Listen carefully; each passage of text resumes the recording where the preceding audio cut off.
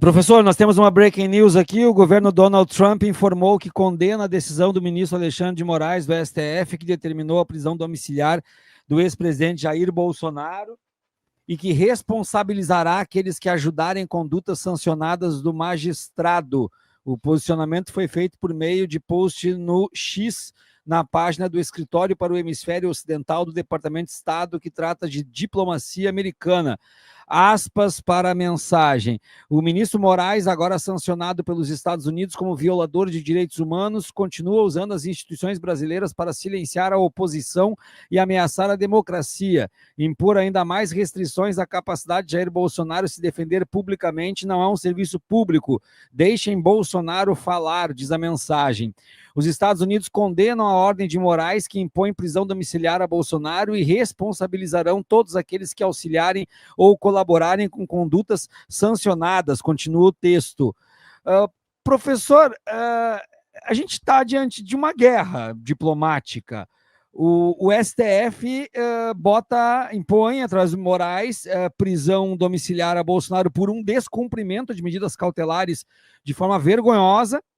Eu estive cobrindo a manifestação em Copacabana, o Fabrício Rinaldi esteve cobrindo na Paulista, ou seja, o nosso time do DCM aqui hoje, eu e o Fabrício, são dos dois que cobriram as manifestações. Foi tudo descumprido e agora o Trump escala um pouquinho mais, querendo se meter efetivamente na soberania nacional e fazendo mais ameaças, professor. Eles vêm para cima, viu? Essa semana vai ter mais medidas duras, explosivas, e nós temos que reagir à altura, Viaro. Nós não podemos ficar levando esses pitos públicos, estas admoestações, estas advertências. Isso aí é escolinha de primária. Nós não podemos, nós não somos um país de terceiro mundo, nós somos uma república de banana, nem existe mais república de banana, não tem mais aqueles países do Caribe que exportam banana, não existe mais. Né? E nós temos também a nota pública, a imprensa publicada por Eduardo Bolsonaro. Diz a nota: recebi com tristeza como filho, mas sem surpresa, a notícia da prisão domiciliar de meu pai.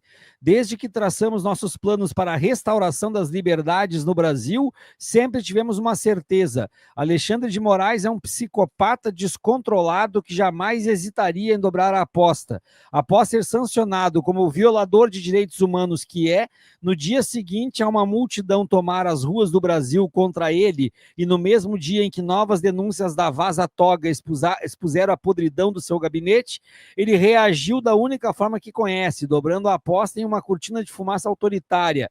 Essas ações só nos fortalecem. Alexandre de Moraes é agora um violador de direitos humanos oficialmente sancionado e nós permaneceremos inabaláveis. As fichas do outro lado estão acabando e as oportunidades de frear essa loucura estão se esgotando.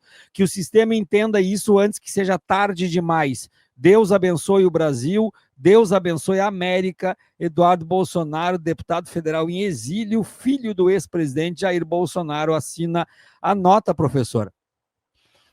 Olha, então, aí ficou já o que você falou, é uma guerra política, guerra comercial, guerra ideológica, guerra econômica.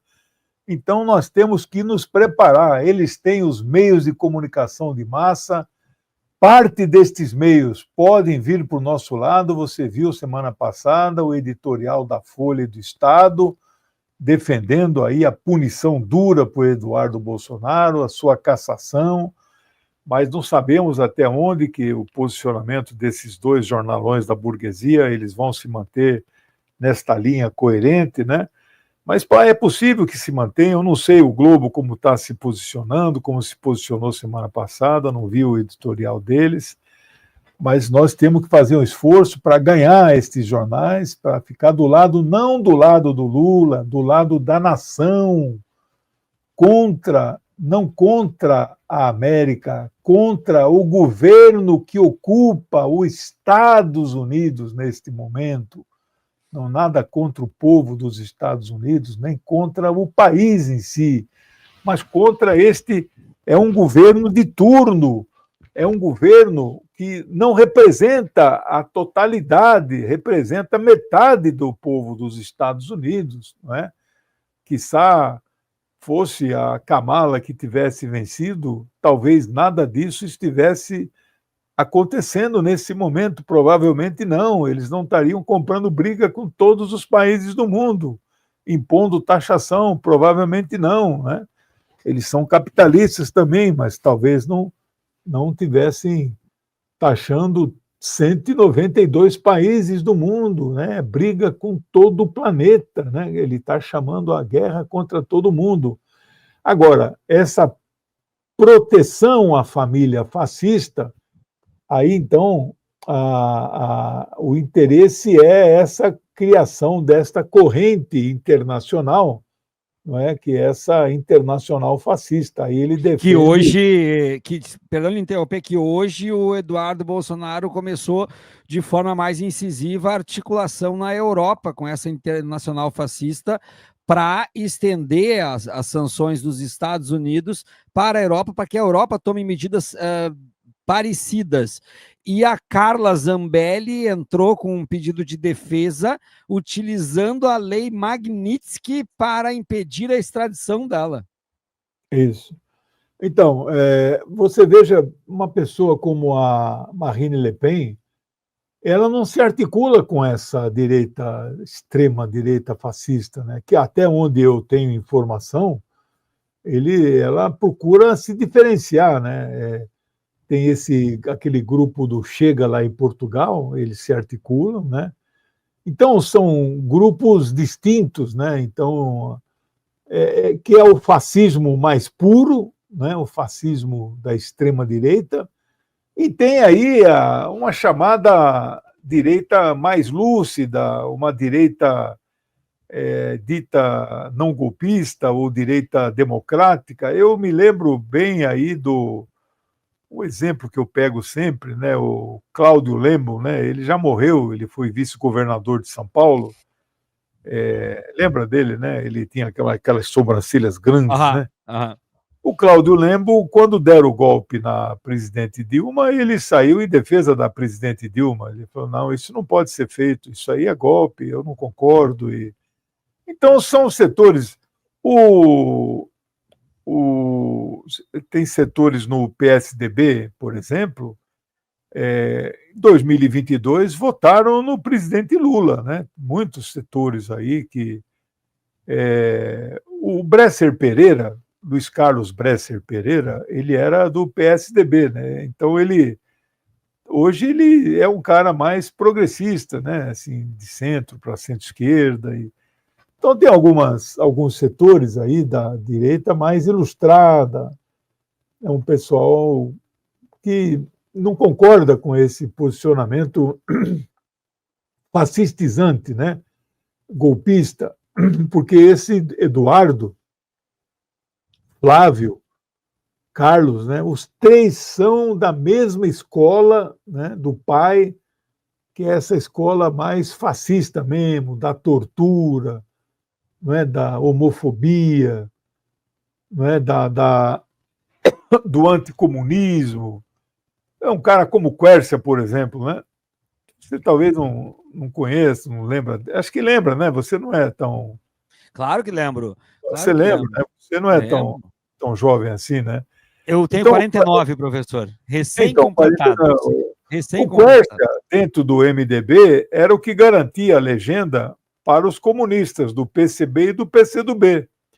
Era a legenda do Goldman, do PCB, e do PCdoB era o Aurélio Pérez. O Aurélio Pérez é vivo, mora aqui em Campinas, né? Está bem velhinho ele, porque nós não tínhamos o partido legalizado e nós concorríamos pelo MDB e o Quércia que garantia a legenda. O Quércia nunca foi comunista, mas ele não era anticomunista, não é?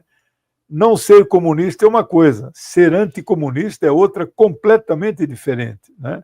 Uhum. Então, o Cláudio Lembo não era anticomunista. O Sarney conta histórias, né, que ele abrigava comunistas na época que ele era da época do Sarney, lá do Maranhão, etc. Ele foi daquele grupo Bossa Nova da antiga UDN, né? Bom, de qualquer maneira, Tem duas direitas, eu diria assim, né? Uma direita não golpista, que você pode conversar, e nós temos que ampliar. O Lula sabe disso, o Zé Dirceu falou esse final de semana, né? Nós temos que ampliar ao centro. Quando ele fala ao centro, é uma maneira elogiosa de dizer, mas ele está falando ampliar para centro-direita, né?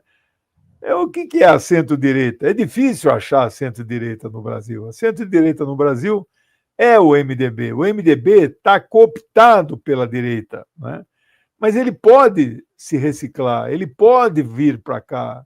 A vida política é assim, né? Uma parte desse MDB pode vir para cá. Você viu o cara do PL que se recusou a defender o Trump, foi expulso na hora do partido. O PL é o partido fascista no Brasil. Em outra circunstância, essa legenda seria caçada. Não pode funcionar um partido fascista no Brasil, mas nós não temos clima para caçar um partido desse. O cara elegeu 99, né? Mas eles caçaram, só tem um honrado deputado e foi expulso. Pô, esse cara deveria ter, ele deveria ser homenageado, esse cara, né? Mas é só um, é o primeiro, né? E dentro do MDB, quantos podem estar já, então, olhando? Agora, dia 30, você vai ver quantos vão mudar de partido no dia 30, que é o último dia para mudar. Vai ter grandes mudanças partidárias. Eu aqui arrisco com você, ó, entre 80 e 100 deputados vão mudar de legenda, né? E grande parte deles vai ser do MDB, do PP, entendeu? É gente que vai procurar abrigo em legendas mais palatáveis que vão se aproximar do presidente Lula. A legenda que vai mais crescer, que vai receber essa turma, é a legenda do Kassab. O Kassab é o grande depositário dessa turma. O Kassab vai apoiar o Lula. Se houver segundo turno, ele vai apoiar o Lula no segundo turno, né? Se, conforme for o andar da carruagem, ele coliga até no primeiro, né? Dependendo de como tiver as intenções de voto. Ele anda falando que pode ser que lance aí no primeiro turno, mas se lançar no primeiro turno é para não atacar o presidente Lula, né? Para já preparar aí para o segundo turno, né?